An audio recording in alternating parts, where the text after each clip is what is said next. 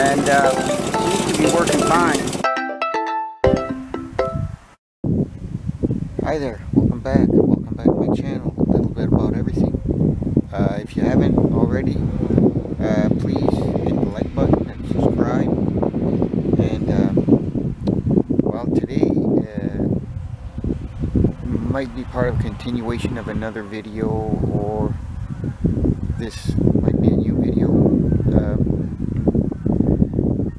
Behind me I have the wood mill. Okay. And what happened was,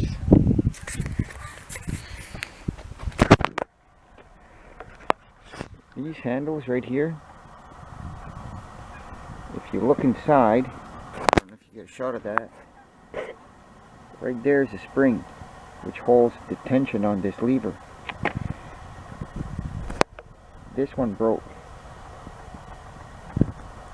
so I'll be fixing that, and as well the switch when you go on the down position doesn't work, so I'll be fixing that as well.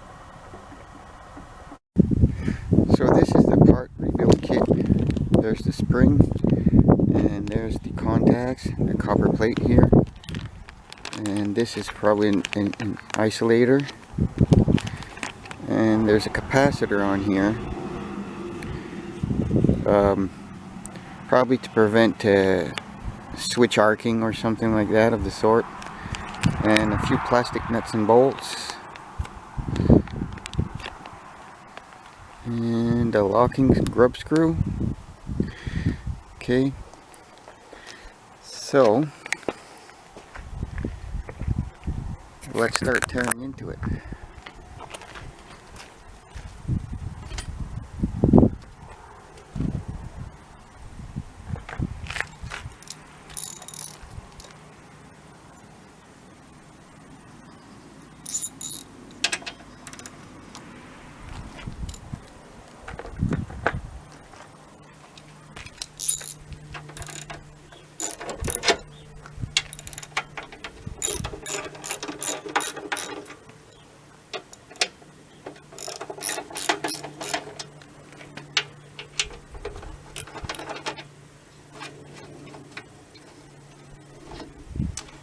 You don't have to disconnect the battery because there's a contact plate on this side, a copper plate for the 12 volt coming off the battery that's on the mill head itself.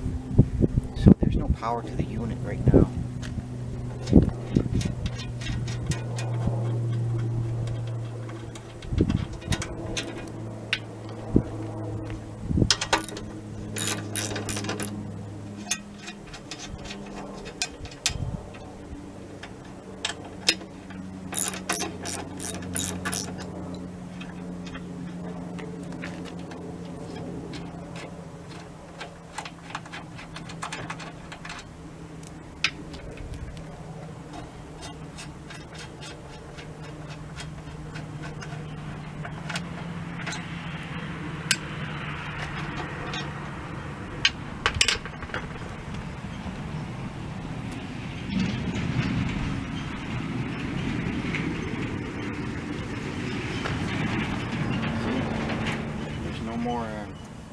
No more action to the switch.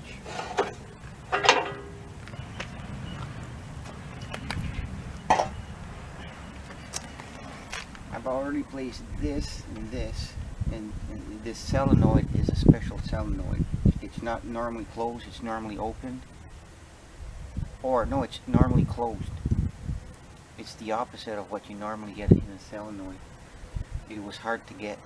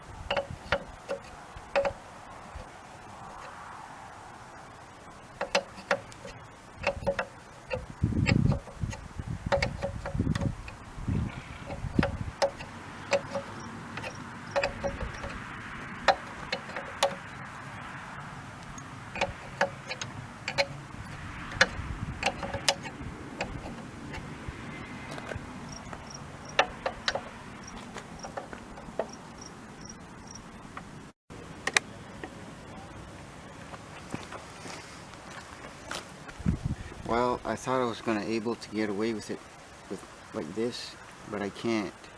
I still have to remove this one. So let's get on with it. There were 5/8.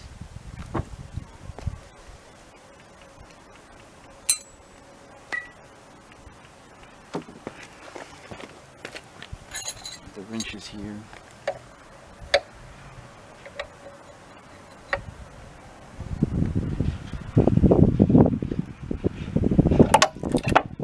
That is exactly what I didn't want to happen.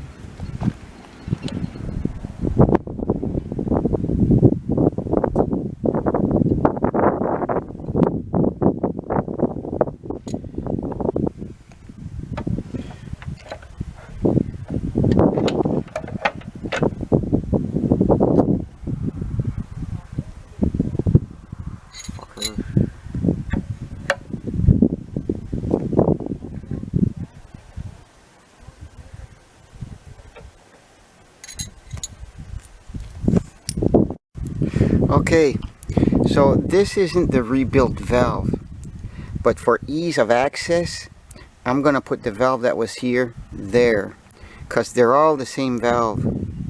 They all have an off and on. Okay, so I'll give you a better close-up.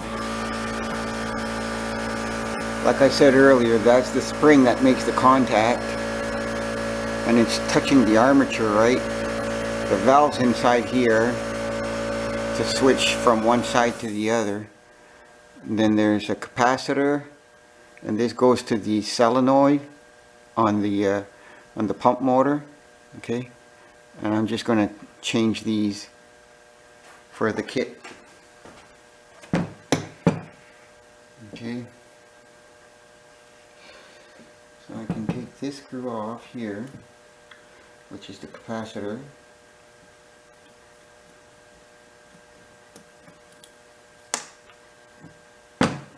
Okay.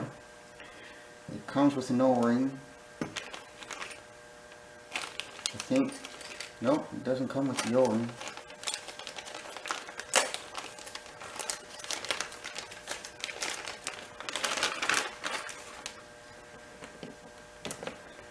Don't want to get the parts confused, so put the new parts on this Kleenex.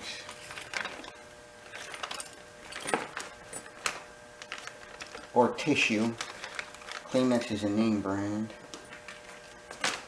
Oh, something went fell on the ground. Not a good time for that. Oh, here it is.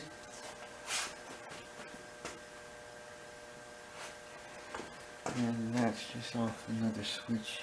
That doesn't go in this. So now I gotta get some Allen keys here. Is this on camera here? Okay. So this side of the switch. And I do see some blackish on it. So I'm thinking that's what burnt out. Okay, so that's the contacts. This is the insulator. Get that off. The new insulator on.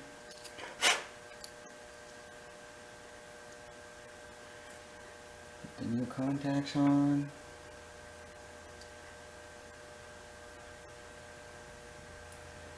Spring. I do believe it's this way.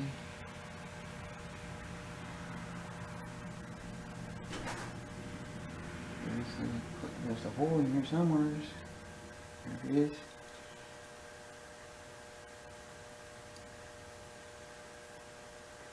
So off on and that spins around. Okay. New bolt on it was this piece here.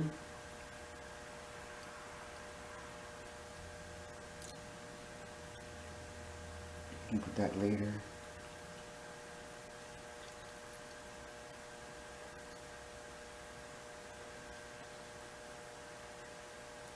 Didn't I just take that off of here? Like that? I believe so.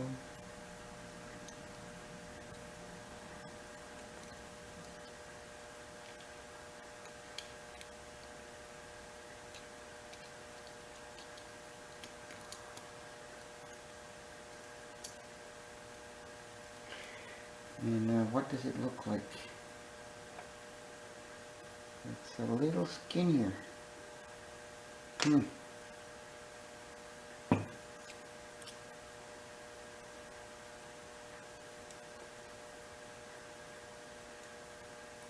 still should go on. Take this off again.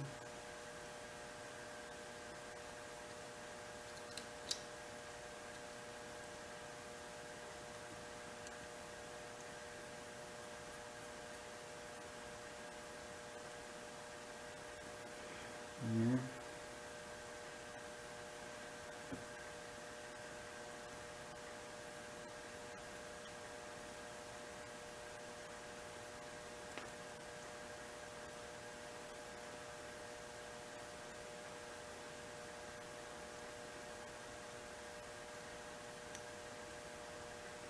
It's a little, you gotta make it fit.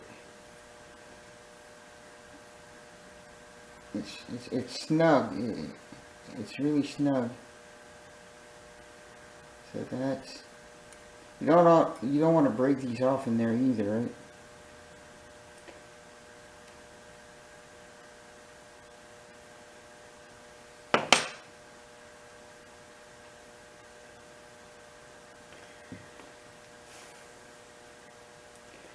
Okay, so this still works. It's rubbing up against it, but I don't think it'll ever be a problem. So find a little snug to make sure.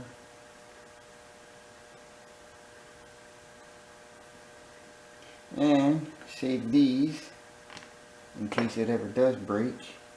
If I tighten it too tight.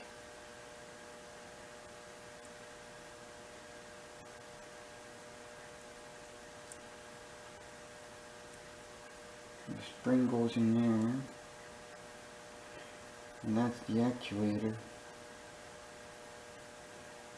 Yeah,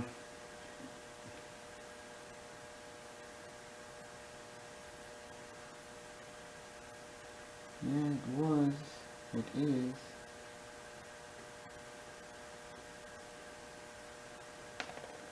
I don't know what stops this from popping out of here, to be honest.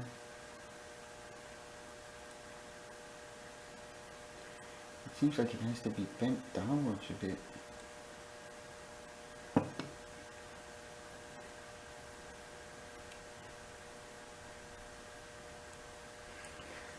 Don't want to break it.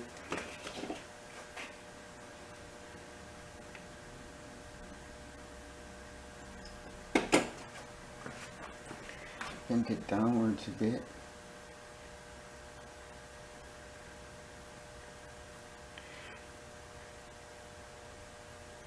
And man, I really don't know what kept that in there.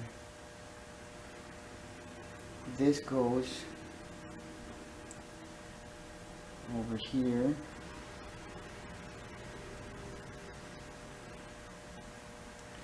And this is where this comes in. I'm going to have to take a look at that again to see the picture